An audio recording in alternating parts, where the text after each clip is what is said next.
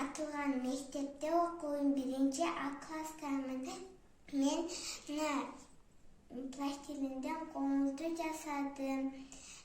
Мен болсо жерге тийбей далсын деген китепти окудум. Мага аябай жакты. Жерге тийбей далысы өткөрүлүп, курт-кумурска жыйыны тандалышты, шамдагы кыйыны чегирткеге алып чыңып, коңузду чыгып, коңузду күрөштүрүп, күч